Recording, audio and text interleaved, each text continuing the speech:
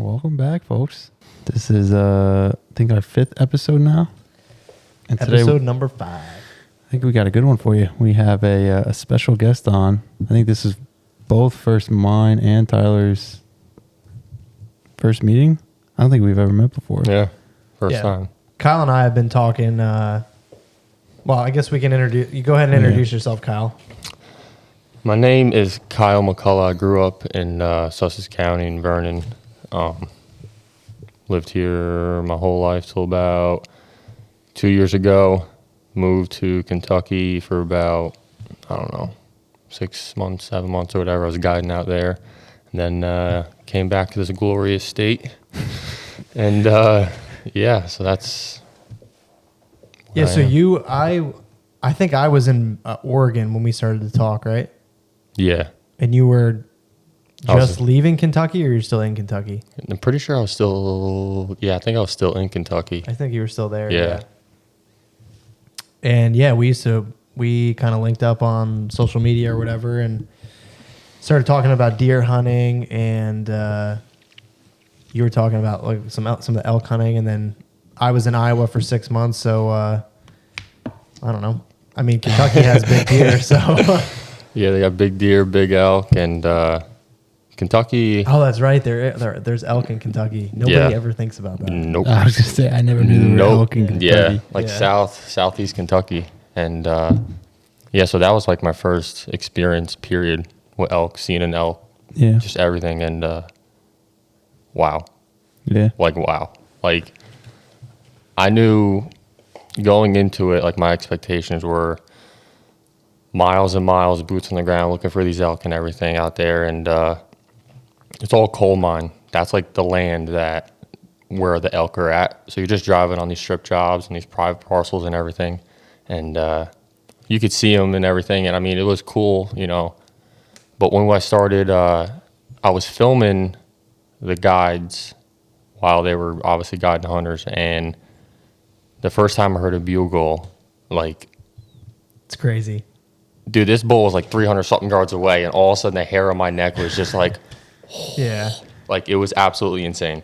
And from that first bugle, I was so obsessed with it, and I didn't even really care about like the kill, or it was just like hearing that bull get closer and closer and closer, and next thing you know, he's like right there.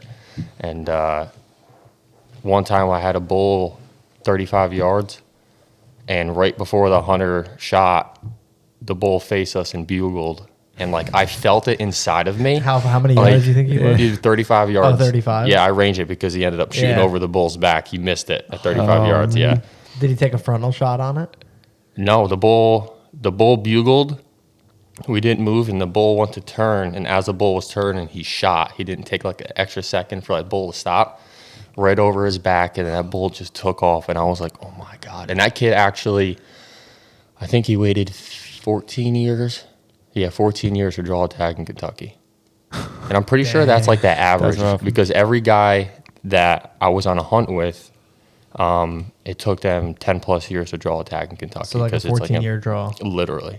So you can pay I think it's like $10 for a bull, $10 for a cow, and then an either sex permit, I think, or something like that. Anyway, it's like $30 a year. For the point? Yeah, what kind of system? It's literally, you buy... It's just a lottery. I don't think there's any preference points or anything like that. You just pay, then throw your name in a hat. So there's no preference points? It doesn't matter how long you've been doing it? I don't think so, no. But then again, now you go to the side where you can get landowner permission and landowner tags. Okay, no. So then you can buy, you can 15, 18 grand. Yeah. Come kill the bulls on my property. So basically, like for the amount of acreage you own, you can get X amount of tags per the amount of acreage you own. Okay. And then the landowners can either use the tag for themselves, or they can sell it online on they raffle it off, or they put it on like, hey, my tag is worth $5,000, and somebody will pay. I'm located here. Yeah. What do you want to pay for it? So there's different websites and stuff that you can use. So that's why all the outfitters will buy all the landowner tags. So it's all you do mostly private. Yeah. So it was I think the guy I was working for was explaining it that he was paying between like $5 and $8 grand for tags, and the tags that were like 6, 7, 8 grand, like the higher end tags, but you're going after like 380 plus bulls, like stupid. Yeah. And I honestly never knew there were those, you know. Oh, dude, landowner tags are legit. No, I didn't know they were in People Kentucky. pay a lot. Oh, yeah. I had no idea, I'll be honest. Yeah. Neither did I. I only like Kentucky whitetail. Is, A lot of people don't know there's elk in Pennsylvania. yeah. Do you have points in for that? no, I just started last year. really. I bought what was it? West Virginia, their first elk hunt. Yeah, West Virginia. This year actually, they put out something where you can buy into the lottery for West Virginia elk. And I think this is Really? the first year that they're doing it. And That's I think sweet. the deadline is like May 31st, so they're drawing it May 31st or something like that. But yeah, I was just flipping through Instagram and I saw like West Virginia elk hunt, and I'm like, wait, no. And then I guess That's sweet. they're making like a season, That's but I think they're awesome. only picking like 5 people Yeah. or 8 people or something like Do you that. think So they're going to like keep it going every year? Or? I hope so. That's interesting. They only do 5 people though. Yeah, but dude, like Pennsylvania has like some amazing elk hunting, but they only give out, you know, X amount of tags. Yeah.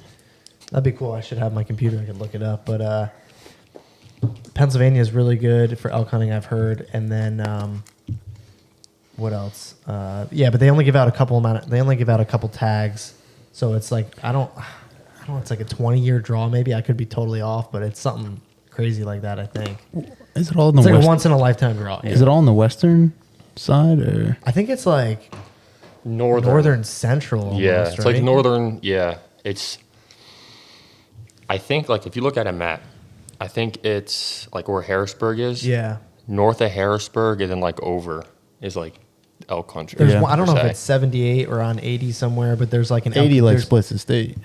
What's that? 80 I think splits the state. Yeah, I know, but like it's one of the main highways in Pennsylvania. There's elk viewing points and stuff. Oh. But yeah, I mean, I it's a couple hours away. It's, Yeah. that'd be Yeah. sweet if you could do that. So you were guiding elk then in Kentucky. Oh yeah, dude. I I was thought you were guiding deer hunts. that too. so So you did the both. season started. Elk season started the week after I think opening week. So I was doing all the velvet hunts for all the clients, and then it was the outfitter that I worked for booked the first week of the season, and then we were off for like the next 2-3 weeks, and it was just solely elk. So going into it, I was just filming the first week and a half, and then the guy that I worked for just total scumbag, and he overbooked people, blah blah blah. So now he's telling me like, dude, I need you to go guide these 2 guys, and I'm like, I've been What? elk hunting for a whole 9.5 days. You want me to go take people Yeah. out who paid good money? Thousands of Like, dollars, Yeah. yeah.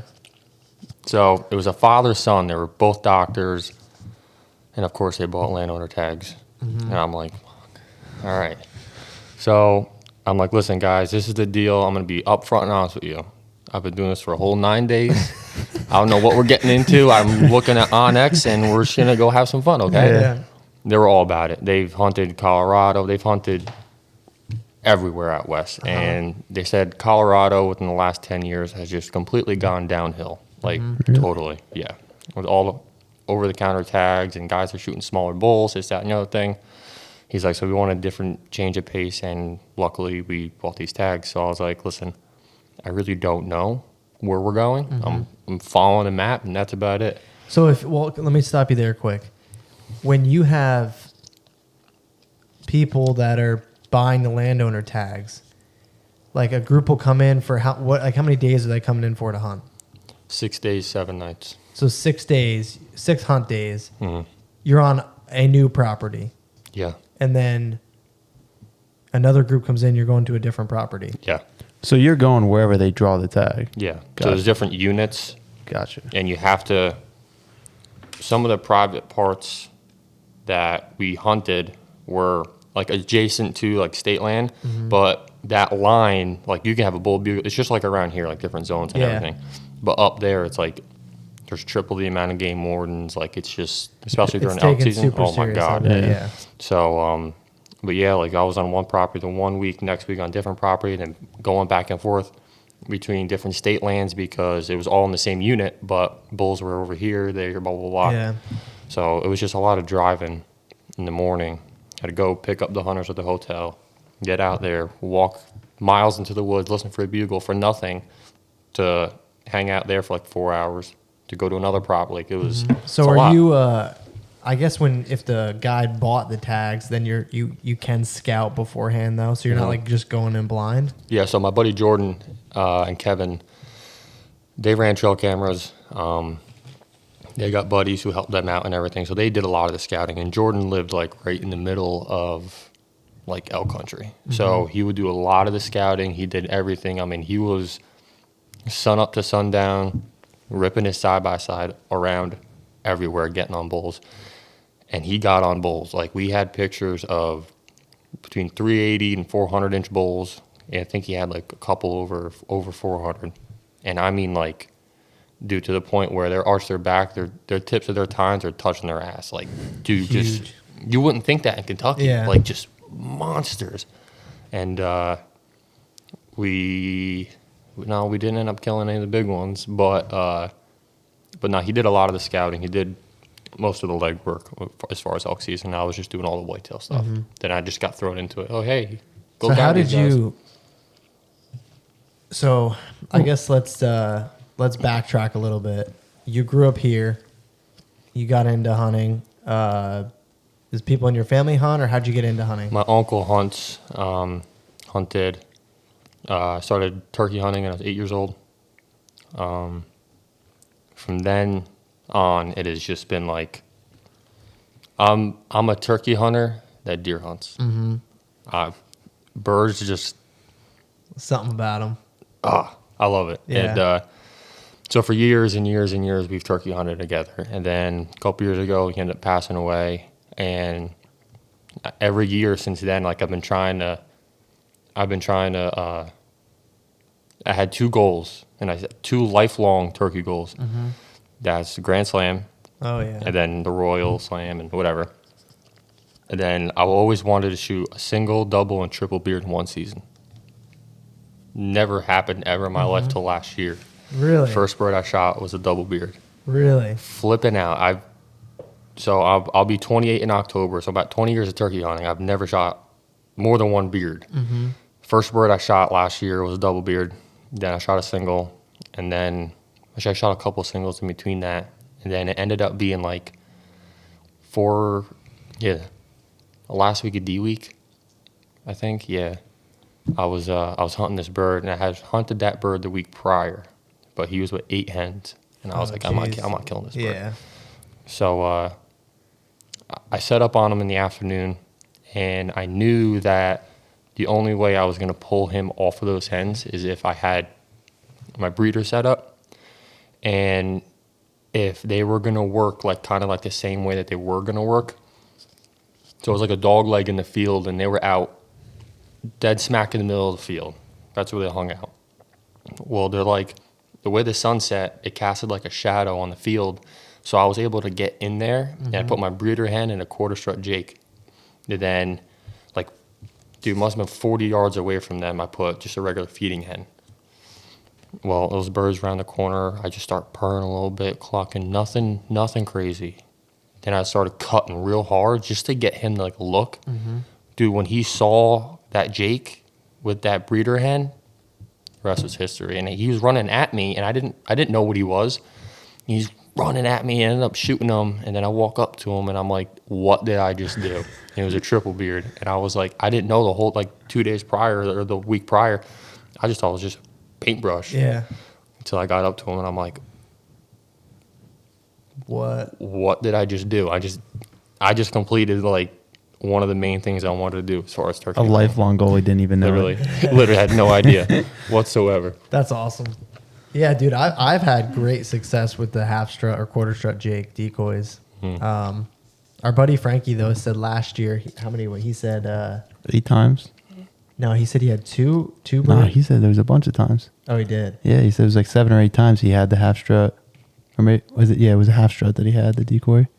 Okay. And He said it was just too intimidating to the other birds or something. Mm-hmm. Yeah, have you ever had any encounters like that? I hunt from the northernmost part of Jersey to the southernmost part of Jersey as far as turkey hunting. Mm-hmm. I've hunted almost every single zone. I will not use a decoy towards the end of D week up here or at the end of B week because these birds they just shut up. They don't like it for some odd reason up here only. And sometimes in like zone 7 and 8, like Hackettstown, Blairstown area,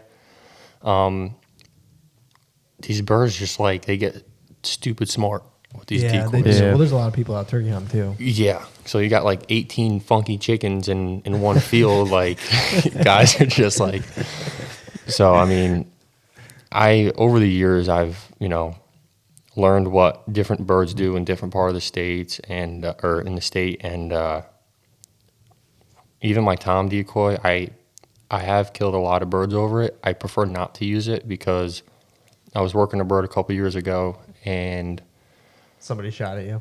well, I heard somebody slam on a box call behind me like 150 yards, and I knew it instantly. Mm-hmm. And I was working this bird who was henned up, and I was working him for like 2 hours. And he just kept on creeping closer and closer. He was within like 70 yards, but the way that the rock that was in front of me, he was just like right on the other side. There was nothing I could do about it. Yeah.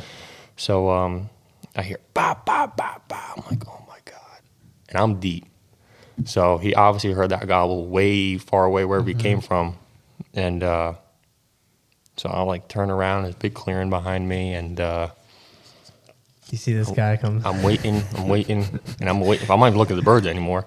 I'm waiting, and that Tom was like 40 yards up front of me. And of course, his back was to where that guy came out. He saw the back of the fan, and I was like, oh God. So I hear it does it again, bop, bop, bop. And he's like right there, like right around the corner. So I just like turn and I look, and I'm waiting.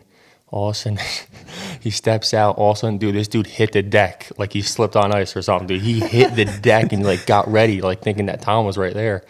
And I'm like, Lord, please just give me another day. Let me just kill this bird, and I won't come back here ever again. So I was like, those birds shut up that I was hunting, and I'm like, I'd rather not die over birds. So I stood up, and I'm like waving my arm. He's like, oh, sorry, dude, didn't see you there. I'm like, you don't see like a freaking 15 decoys that are out here? Like, come on, dude. My decoy hasn't moved. Yeah. Oh, my God. Yeah, I know. It is deceiving. Like, I haven't like gone in on other hunters with decoys, but I've like, driven past the field and seen them and then stop and pull my binos and I'm like, those aren't real. Yeah, those aren't moving. Yeah. Or you see a guy like clearly sitting against a tree like 20 yards away. I'm like, I'll find him in my binos and then I'll look around and I'll be like, oh dude, there's some guy like sitting there like just out on the edge of the field. Dude, there's totally visible. There's times I'll be driving down the road and all of a sudden I see like a decoy in the field. I slam on my brakes, pedal through the floor, take out my binos, and I'm like, wow, I just like broke my truck for a freaking decoy. But yeah, I'm very cautious of what decoys I use, when I use them. You have to be now. I mean, they're so realistic. I know. I have all the AVNX decoys. Yeah, I just ordered the newer HDR quarter strut. I think should be in the mail. I think Monday or something. It should be here. I think. And then I got that other the LCD feeder hen. Mm-hmm. Yeah, I got a couple. I'd like to get more at some point, but for now that'll suffice. Dude, if it was up to me, I'd have like 18 decoys out just because. No, but I've had. I can't give away any secrets because then guys are gonna start killing birds. So I can't say what works and what doesn't work. I don't blame you. I can't. Don't give away your secrets. We've caught ourselves a few times, saying something like, we got to edit that out later. Oh, man. Yeah, some things work, some things don't work, but then there's some things that really, really work, and that's what I've been doing. And so, hey, I'll give a shout out. Our buddy, you use Anthony Verga's calls, right? Mm-hmm. Yeah, I've been using his mouth calls for, I don't know, since I've been turkey hunting, I think. At least the last 6, 7, 8 years, probably.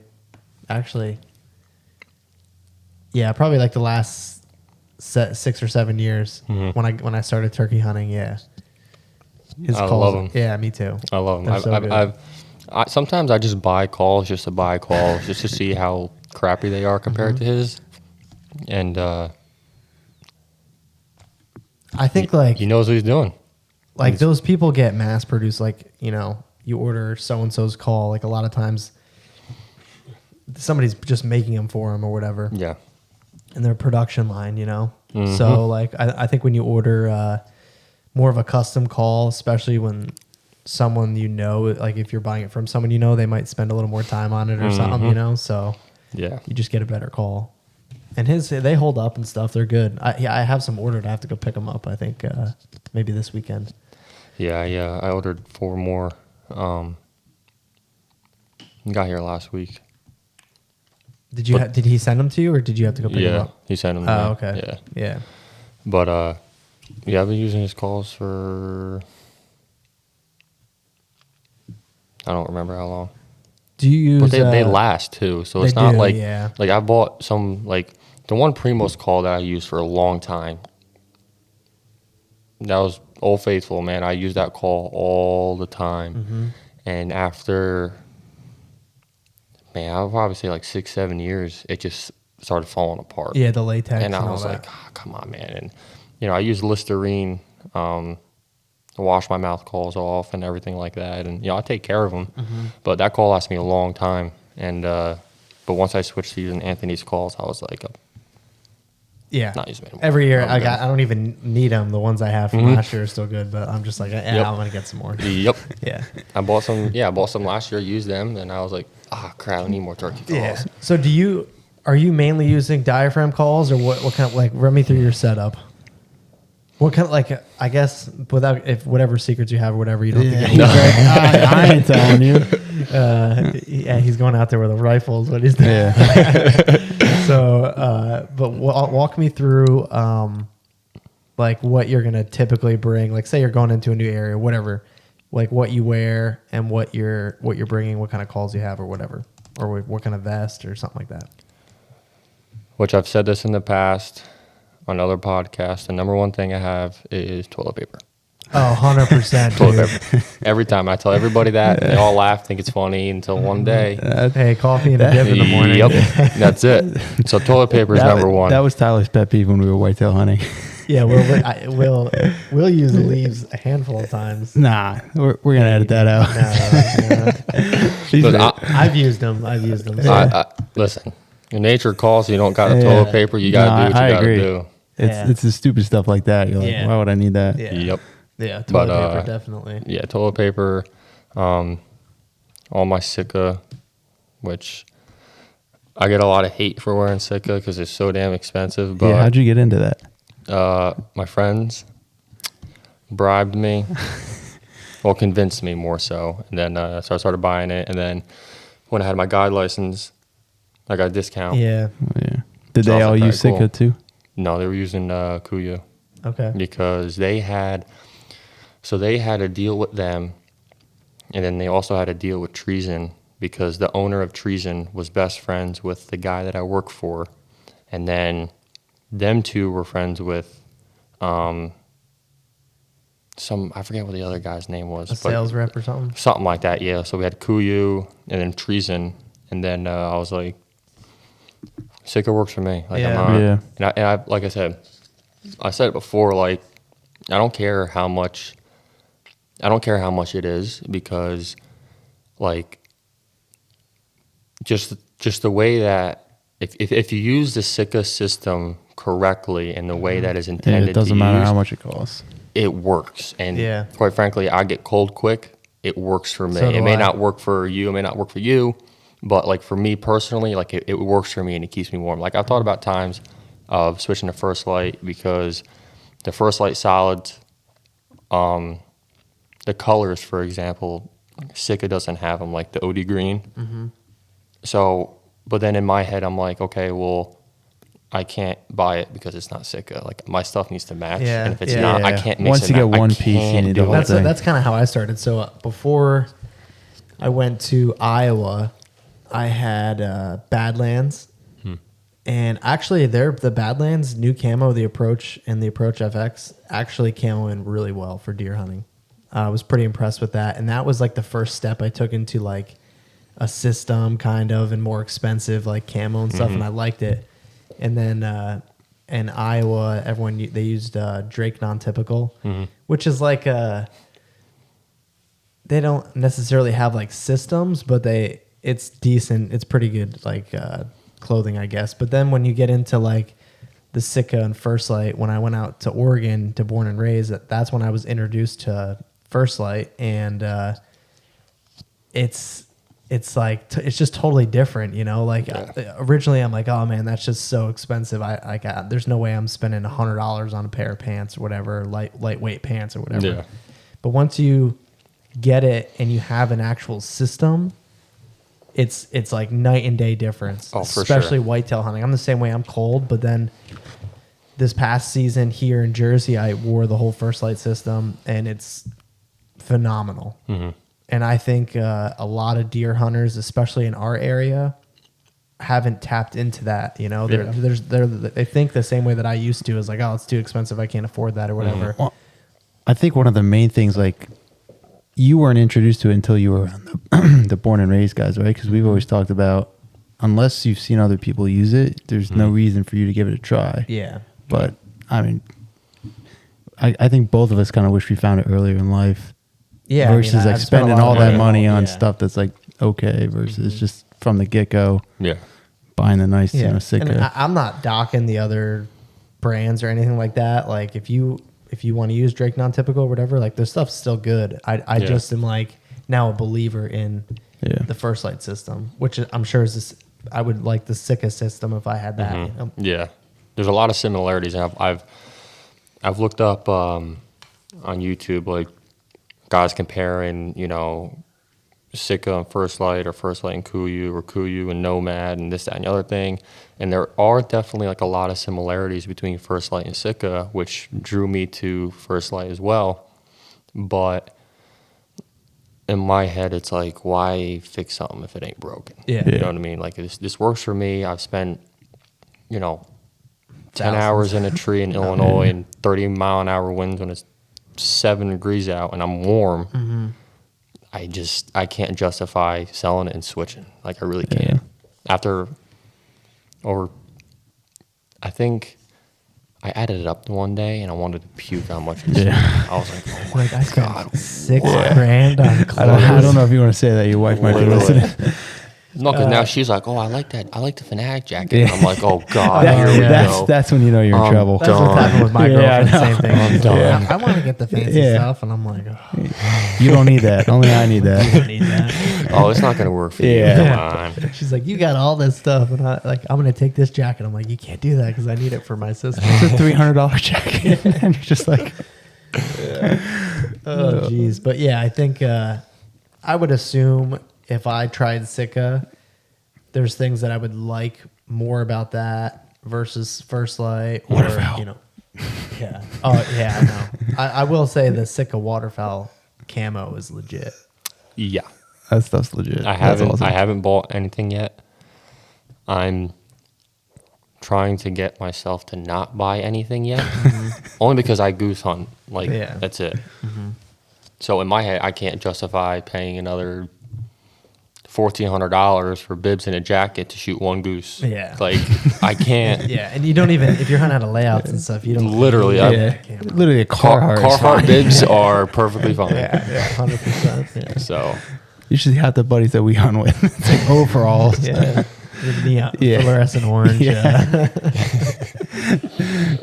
Man. Yeah, but I definitely think that getting into or seriously considering a system like that is Yeah. I don't think you'll be disappointed once you get it.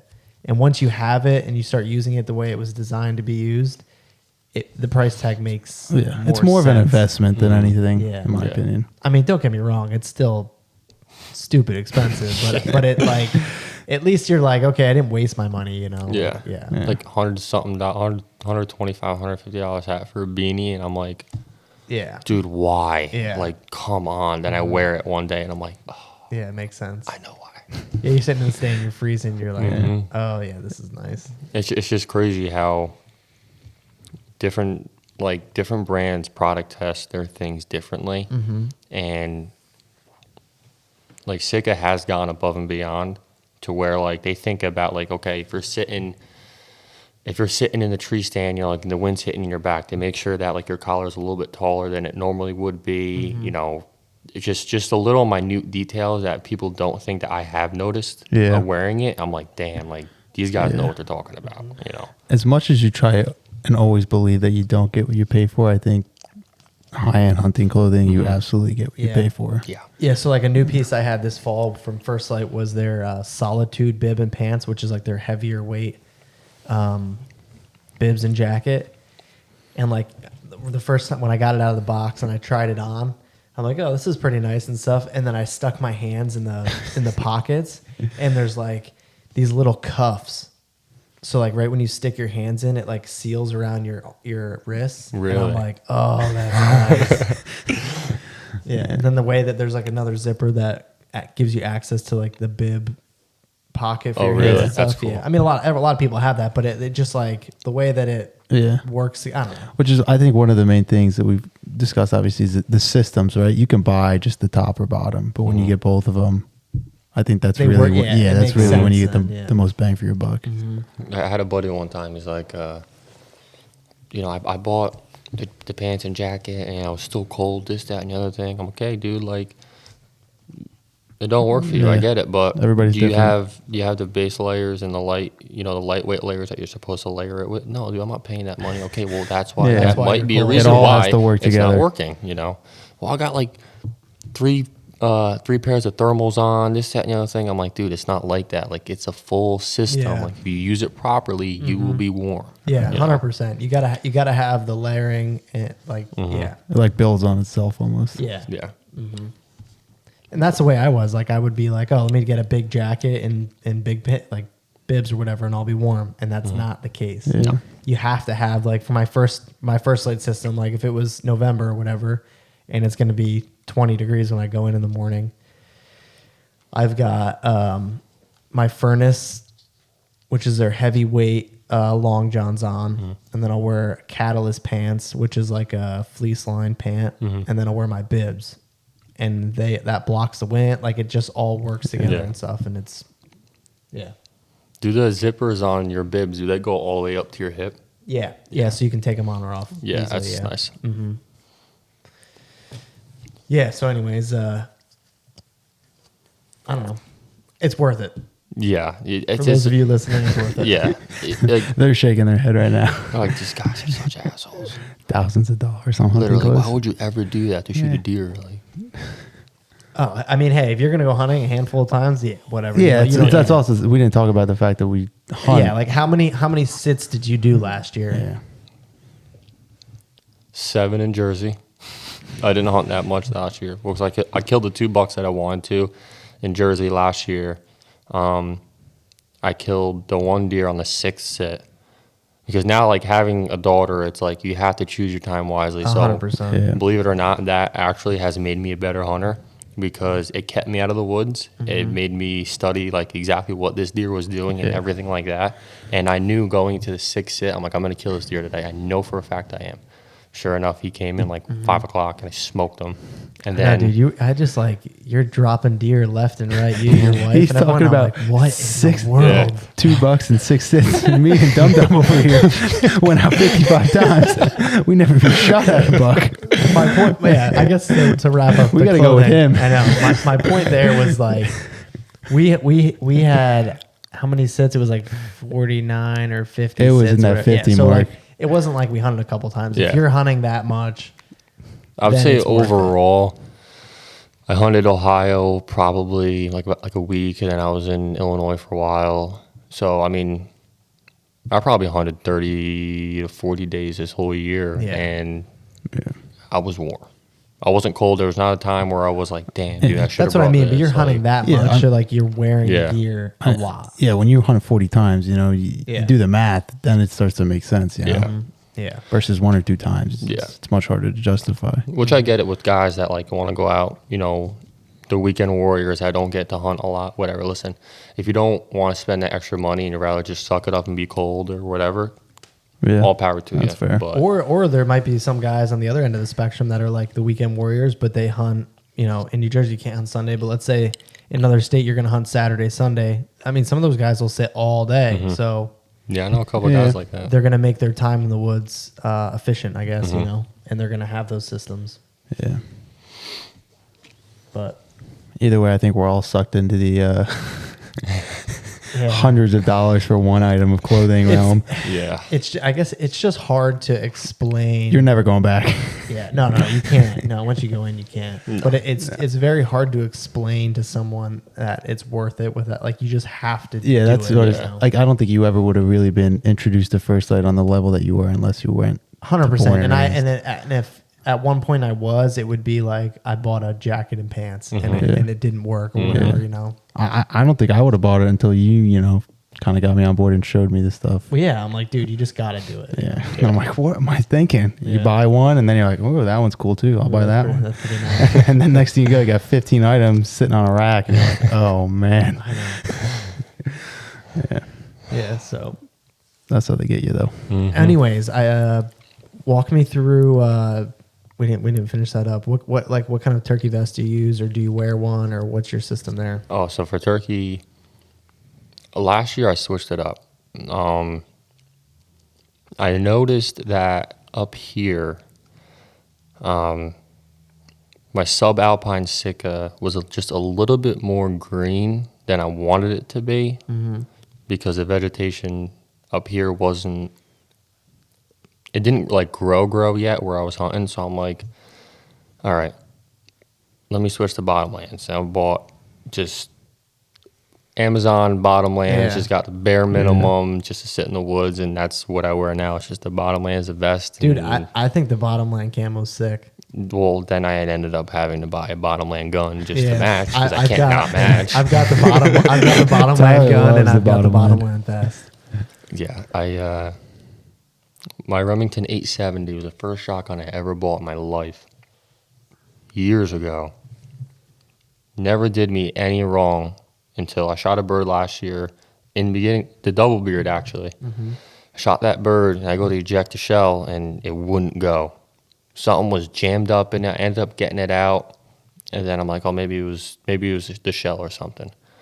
Next hunt, shot another bird, go to eject it out again. I'm like, dude, what the hell? Something's wrong with this gun now. So I got pissed. I told my wife, I'm like, I'm buying a new gun. I don't want to hear it.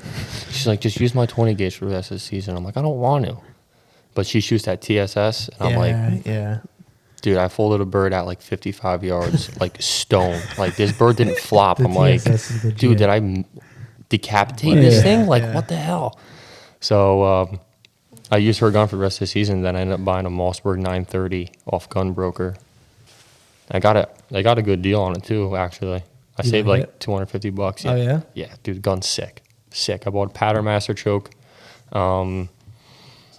My buddy sold me on that because I was with him, and he was telling me, has like, oh, dude, I shot this bird at like 70 yards, blah, blah, blah. I'm like, dude, no, you didn't. Come on.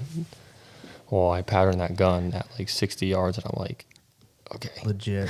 I believe you now. With TSS? No, he uses heavy shot. Okay. Yeah, I'm pretty sure.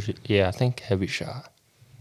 But I ended up getting some TSS for my gun this year. I always just shoot long beard XRs just That's because what I that's just have, the yeah. shit that I can get. And I got a bunch of boxes of it. So And it's affordable. literally. Yeah. So, and you get more in a box. Yeah, you get 10 So- shots. I think 5 shots. I was looking the other day, $75 they want for federal. I paid $59, and I got 2 boxes. I don't know if my wife knows or not. No, she does. Yeah, I had to tell her. Yeah, dude, it's Ah, just so- like, oh man, it's so expensive. But And people are it's like, oh, so for good. a turkey, blah, blah, blah. I'm like, listen, when he's hung up at like 65 yards, I'm sending it. Yeah, like, I don't yeah. care. So- I believe my gun, and I believe the load that's in that gun. Do you have a red dot on your gun, or you don't do No. that? No. Bead. That's it. I was going to put a red dot, and I'm like, nope. I got the red dot this year, and I'm jacked. to use Yeah? it. Yeah. Which one? Vortex. Venom, you do? I think. Yeah. Yeah. I thought about it. My buddy has that on his 20 gauge. He's like, dude, thing's sick, blah, Yeah. blah, blah. And I'm like, My buddy Frank said he's like, it adds to the experience of the turkey hunt. He's like, when you have, you're looking down just a regular beaded gun or whatever, the barrel blocks a lot of the bird and everything. He's like, when you have the red dot up, you just watch everything through this whole little window, and he's like, it's sick. Listen, I thought about it. There's 4 set screws on top of my gun, so I don't have to like go and drill it out. So I'm like, actually, it's funny. 2 days ago, I took my gun out and I'm looking at it and I'm like, do I do it? No, I'm not doing it. I put my gun away. I'm like, I'm not buying a red dot right now. I can't. There's no way. I'll probably end up getting one. Yeah. I'll probably get one mid-season just because. Just because. Switch it up, right? Yeah. But yeah, no, I just use a bead now. I mean, always have. I have shot deer drives. No. I did shoot one time, but it was just on paper with a red dot, and it was nice. I mean, but I'll probably end up getting one. Yeah. Yeah. No, I don't know. I think I haven't killed a bird with one yet, so I can't speak on it that much, but so far it's pretty sick. My gun wasn't drilled or tapped, so I ended up getting or the gunsmith wanted like $100 to do it or something, and I'm like, dang. So then I was looking online, and I found a saddle mount, and it goes through, so there's like those 2, I guess they're like retainer pins or something. You have a Remington? No, I have a Winchester SX4. I know what you're talking about. I bought that for my Remington. Yeah. So it has like the 2 set pins that hold your trigger mechanism in. You take those out, and the saddle mount just slides right over the top of the receiver of the gun, and it comes with 2 like screws that go through. Yeah. Is there a gap between the bottom of that and the top of your gun? No. Or does it sit totally really. flush It's like on? pretty tight. Yeah. Mine, I threw it because I thought about getting a red dot, so I bought that because I didn't know anybody who could do gun work around here. So I ended up buying that, and I put it on the gun, and I'm like, oh, this is sick. And then like I put it up to my shoulder, and I'm looking through it, and I'm like, there's like a 1/4-inch gap. Oh, really? Like underneath. So I'm like, oh, that's cool. So if like something happens with your red dot, I can still shoot using a bead. Yeah. Which in my head, I think that's the reason why they did it. I don't know for sure. But yeah, there's like a little 1/4-inch gap from the top to the bottom of that. Yeah, I'll have to check. I don't think mine has that, but because if you think about it, if your red dot, something happens, and your red dot goes out, or the battery dies or something. the battery dies. I mean, yeah, definitely, yeah. But yeah, like I said, I was gonna get one for the 870. I bought that saddle mount, and then yeah, I think I paid like $40 for mine. Yeah, 40, maybe 45. Amazon. Yeah. Oh yeah. Yeah, I think Amazon or Adorama, a camera. I don't know. Somewhere I found it. Yeah, it may have been Amazon. I don't remember. But did you ever? Speaking of cameras, did you ever get a new one yet, or not yet? No. I just spent too much money on something outside I shouldn't have. What was it? I bought a new truck yesterday. Yeah, well, that's the new truck out there. Yeah, that thing looked freaking sweet. Is it Cummins, right? Yeah. Shouldn't have done it, but I've been looking for a while, man. First day in, dude. So my brother got his, and every time I drive it, I'm like, oh man, you freaking whack the throttle, and you're like, so worth it, so worth it, so worth it. Yep. Yeah. People hate it. Like my wife had a Cummins for a while. She sold it because she wanted to get a Duramax, and I had a 2500. It was a 6.4 Hemi. And the white one you had? Yeah, I love that truck. You didn't have that for that long though, right? No, the 2500 I had for a little while. I sold that and I got into the 1500, the Rebel that I had. Oh, yeah, okay, yeah. I had bought that because of my daughter, so I was like in and out of the car seat, makes sense, whatever. And I mean, it was like luxury inside. Yeah. And I was like, it's too much for me. It's too like, nice. I don't heated seats, heated steering wheel. Like that's nice, but like, do I really need it? Big screen, whole 9 yards, and I'm like, no. So I was looking for a Cummins for a long time. I mean, she was looking for her truck, I was looking for my truck. Talking to people in Virginia, Maryland, Texas. Like we were gonna ship trucks. Like, dude, finally, I had just left the house and I was about an hour into my drive into Virginia. And then something told me, like, dude, turn around. Don't buy that truck. So then I did. And it was a 2018 2500. And I turned around. I'm like, I can't do it. And then like a week later, which was probably like 5 or 6 days ago, I found this one. I called this dude. I'm like, listen. Was it private sale or Yeah. was it? No, it was a dealership. I'm like, you're buying my truck. I'm taking this home, pretty much. And he's like, okay. Paid off my truck. Got into this one. I'm like, dude, sick. So nice. I'm like, I'm glad that I turned around when I Yeah, did. but this one looks pretty. Like, it doesn't look like a base model. This one looks pretty nice. No, it's a Bighorn.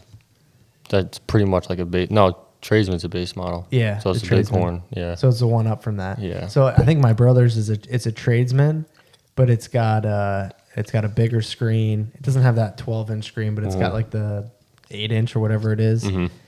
And then it's got like a couple add-ons that are above the base, but it is a tradesman. Did he have it built? No. No. No, actually, in Oregon, he was like, "Oh, dude, like he's always wanted a truck or whatever." And we were driving around, and there was one that green one was sitting at the dealership, and he's like, "I gotta get that one." And he waited like a month, and I'm like, "Dude, it's gonna sell, it's gonna sell." And he's like, "Ah, if it's meant to be, it's meant to be." Long story short, he got a good deal on it, Good. and he got it. Yeah, That's dope. yeah. So I had one diesel, like right out of high school. I had a Power Stroke, and I've always had lifted trucks my whole life, different Ford, Chevys, Dodges, whatever. But I've always wanted this one, and I finally got it. And I say this every time I get a truck, I get home. I love my truck. I'm never getting rid of it. Hell no, blah, blah, blah, blah. And then, 6 months later, no, I told my wife today, I'm like, hey, I might post up my truck for sale for like 70 grand, something astronomical, just to see if people, dude, cash talks, man. You give me 70 grand cash, I'll go get another one. I don't care. Yeah. You know, but You the can truck, make a penny on it. oh yeah, the truck market now is just It's insane. stupid. Absolutely stupid. And gas is like Oh, jeez. Yeah, I just diesel right now is like $5.25. Yeah. Will really wants a Denali Duramax. Yeah, That's that'd be dude, a my nice wife's truck. the same way, man. I was all for it until she's like, "Oh, that's my favorite truck," and I'm like, Not anymore. Yeah, shoot. "I guess you can get that. I'm just gonna get that one then." But yeah, I love those trucks. Yeah. They're so nice. Dude, I think all the brands, in all honesty, make a pretty sweet truck. Oh Yeah. I don't think any of them. I mean, Yeah, I mean, besides like a Honda Original, or the Jeep Renegade or whatever that is. I don't really consider that one like a truck. But you consider the Honda a truck? Yeah, that's true too. I was just making fun of that one. I mean, they look kind of cool, but What one? the Jeeps. I was gonna say the I Honda would Original. never buy one, but I mean, hey, the Honda Ridgeline too, whatever. The Jeep is more of like a off-roady type like Yeah. buggy. I don't feel know how like. much you could like tow I'd- or whatever with that. I'd rather buy like one of them Can-Ams or whatever. No, we're talking side by sides now, Will. Yeah, I know. I'd rather have one of those than like the Jeep. Oh, yeah. What did you think? I'm like, wait a I'm driving to minute, wait, work in a can. what? Hey, I saw one the other day. It was so sweet. They were like Dude. $25,000 though. I went online and like, nope. yeah, you probably looked at one with like a full cab and all that. No, it was full. It had like the rope system, but not like no windows or anything on the sides. Oh, that's how much they want? Dude, $25,000. I thought I built one out online once and it was like 6. But this one was like jacked up. It had the tires and everything. Some Yeah. guy was like on his driveway about to rip it in the road as it was passing by. I'm like, oh man. Just side by side. Yeah, side by side. Can-Am. Man, I had one. You did? I sold it. Yeah, not a Can-Am. I had a Polaris X Razor, and dude, funnest thing in the so world. Like, Yeah. dude, we would drive from Highland Lakes, go through all the trails for miles, end up at Jimmy G's, have Yeah, lunch, just I keep know where that going, is. driving all the way to Clinton Road, back around, like do 100+ miles. There are a lot of trails around here. You can get lost. Yeah. Yeah, There's you could a probably lot of start. You trails. can go back so far. You could probably start like your own colony, and nobody would have any idea. Like these trails are just absolutely. You get lost. Oh, yeah. Yeah. And luckily, my buddy side by side, his 1000, he had the premium, so it had Ride Command. It had some app, whatever, built into it, and you like create a username. I forget what the app is called, and you log into it, and it tells you like where you're riding, and you can like see who's around you, who's riding, Yeah. and like Oh, really? it's like a network like Oh, that's of pretty dope. trails and people like talk on it or whatever. So he had pretty much GPS in his side by side, which was pretty sick. But yeah, they were fun. I ended up selling it. Hey, if What'd you sell it for? I hope it was something good. No, I didn't. What did I buy after that? Probably more Sika, honestly. No, I sold that, and I sold that, my trailer. I sold everything. All right before my daughter was born. I just got rid of everything. yeah, make a little money quick. Yeah. Kids are expensive. Yep. Yeah, for sure. They are. So you're living down in South Jersey now. Point Pleasant. Any plans to come back here? Or? I'm trying. Yeah. Yeah. It's hard because my wife's job and everything, and she's got it good down there. She really does. So she's like, oh, we can move back up here. I'll just commute. I'm like, dude, you're not driving 2 hours to work every day. Yeah, I forgot that. I don't think so. What does she do? She is a dental assistant. Oh, yes. I was Yeah. about to say, Dental that's not assistant, something yeah. you can do online. Or whatever. No. Yeah. No. But I didn't want to leave Kentucky. I like left it up to her. Like, Oh, listen, you we wanted to didn't- stay? I thought you were saying you wanted to come back here. No, I wanted to stay in Kentucky. Do you eventually like hope to go back down there and maybe start something yourself? Every client that I guided called me. Dude, when are you going to start your own outfitter? When are you going to start your own outfitter? And I tell you what, man, it's a cutthroat business. It Yeah. really is. Yeah, it is. It's not something that you're not going to make money unless you're the owner. Let me put it to you that way. Yeah. 'Cause Oh, yeah. It's you need to find work outside of the hunting season. Like, it can't be your full-time job, which obviously I found out the hard way. There's a lot that goes into it, and to start it, you need to have a lot of money to, front for the leases. So then you figure out, Tags and all that. it's like, how much are you going to charge per hunt? What are the amenities that you're having at your, whatever the hunt is and everything like that. Like, you need to have like a good lodge. You need to have good properties. Like, you can have a property like, cool, you killed 3 studs off it this year, but is it going to be good next year? Yeah, is it sustainable? No, it's not going to be good. So you have to give it a year or two, but you still need to pay that lease. Otherwise, Right. that farmer just, hey, Yeah, who else yeah. wants it? And so you need to have a lot of money. And I wouldn't say it's the money aspect of it. I would say more so is that I don't want to put people in the woods if I know they're not going to kill deer. Yeah. Like I said, I hunted here 7 times this year, and I honestly think that like I just trying to put clients in like the same mindset as I am. Yeah.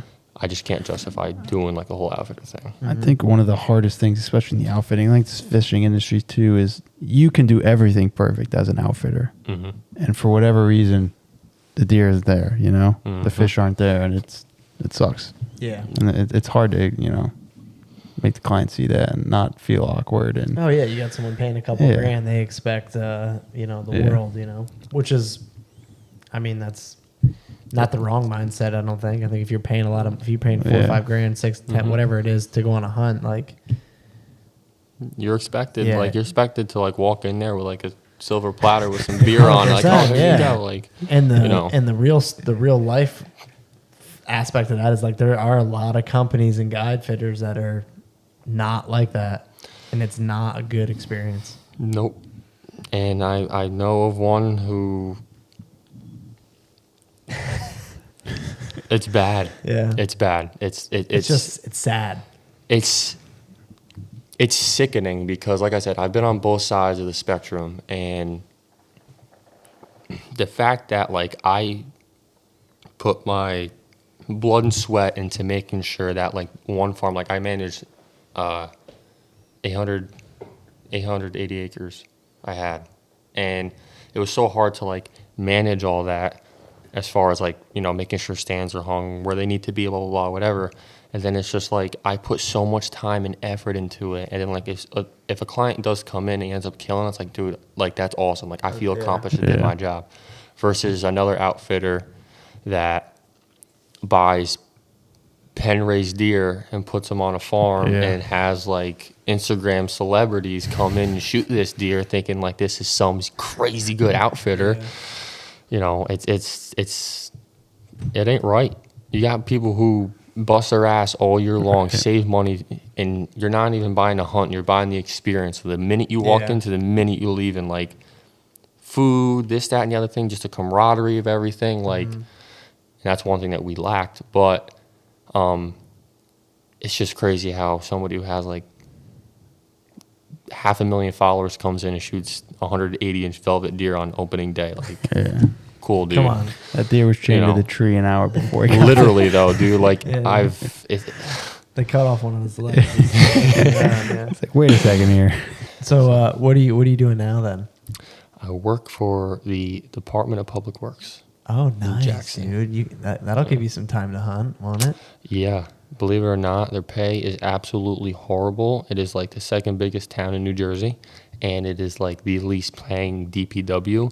Really? But the benefits are I was gonna say benefits. like you can't top that. Yeah. the benefits and the time off. Because like you work overtime, you can comp it, or you get paid. Yeah. So I just comp everything. So like I look at my comp time, I'm like, Nice. turkey season, here we go. Yeah. So, and it's nice because like if I work on a Sunday for something stupid like picking up trash on the side of the road, Yeah. dude, I'll work on a Sunday for 8 hours and comp that. That's like 3 days off. Thank Yeah. you. So, Oh yeah, that's really nice. like I said, that's why I like having my daughter. I was very adamant about what days I was gonna hunt. Yeah. So, I played my cards right this year, I guess. I did Yeah. something right. I don't know. Did something right. You had a killer. Was this your best season? Yeah. Yeah. Shot my oldest and biggest. Yeah, oldest and biggest this That's pretty season. impressive. All in 6 hunts in New Jersey. 7 hunts. Makes me want Yeah. to cry thinking about what we Dude, did. Kyle sending me like Snapchats of these deer. I'm like, freaking A, dude. Yeah, I had a couple hammers. Like, Where are these things? I don't Can't know. tell you, come on, dude. just- can't just- tell you. I Are found they them under a Are rock. they in New Jersey? Yes. North, central, south? Well, so where do you draw the central and south line, and where do you draw the north and central line? I don't know. It's just- Anything below my south of my house is Yeah, south. We call it the Route 80, the Mason Dixon. So, It's no, central Jersey. And which county? Eventually, we're gonna find these deer. If he says central, I probably know where. I mean, You don't if know you where. if you guess it, I'll give you one chance. If you guess it, I will tell you yes or no. I was gonna guessing guess the- Hunterdon. I was gonna say Hunterdon. That's the second county that I hunt. But was no, gonna those say, like, deer weren't there. No. Somerset, Ocean. Ocean County. Dude, I work in Jackson. Yeah. Jackson has giant deer. Dude, Everybody knows that that. is something I deer. will say. Like, as far as like Sussex County, I would say it's like it's hard to like break out of Sussex County. Yeah. Like when everywhere else I've lived, it's like, oh, you want me to drive an hour to go hunt or whatever? No problem. You know, and born and raised, we'd commute an hour and 45 minutes to go waterfowl hunt in the morning. You know, and it was like, hey, that's just is what it is. But every time I live here, it's like there's like this little tiny bubble, and that's like what I find myself getting stuck in all the time. I wonder if it's like part of the reason why is like you go towards the city, you go east, right? You're not hunting anything there. But if you go west, we don't know anyone nor the land at all. Like in PA and New York. I agree a lot with you. easier than what people think. Yeah. Like you can literally just throw a dart on the map and go kill the biggest deer of your life. It's I don't know literally- about no, that. It's that simple. Yeah. I'm telling you, it's literally that simple. It sounds like, in theory, it sounds like there's so much logistics and this and that, and I got to plan all this stuff. It's I'm telling you, my dart's gonna hit Ocean County this year. I tell you, Yeah. listen, there's you've never been to Ocean County in your life, okay? I'm gonna be that guy who was box calling a turkey. So wait, don't I know you? Oh, this is the place. I tell you what, funny thing you here. actually I picked up. We got permission on a property in Allentown, New Jersey. Small little property. It was like right next to state land, and you know it looked decent. I mean, it wasn't nothing crazy.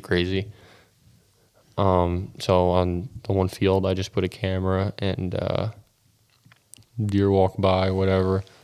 I had one spike that was in velvet all year, actually until October, but EHD wiped out everything over there like bad. Like the trail camera pictures of the does, like you could literally see every single bone in their body. So I was like, I think it was the second week October. I went over there and I pulled that camera. I was like, I'm not even gonna bother hunting this spot. So, and talking to some people that live around that area, they were like, dude, we didn't even like, they're dead. Like this, you could drive. He said, my one buddy said that he was driving down the road and he just opened the windows up and you just smelled death of like just rotting deer. I'm like, even if I did shoot something over there, I wouldn't want to eat that. Yeah, that's not good. No. So, anyways, well, we appreciate you making the man. trek up here and Yeah, no problem. getting on. I know we've been trying for a little while to figure a date out, and that seems to be the toughest part, getting people on the podcast for all the viewers. Yeah. But anyways, all right. Well, thanks for having you, dude. No problem. Thanks for having me. Yeah. Hopefully, we'll have you back on soon. Yeah, sweet. Mm-hmm. Thanks. Alrighty. All right, we'll see you guys. Thanks for listening and watching.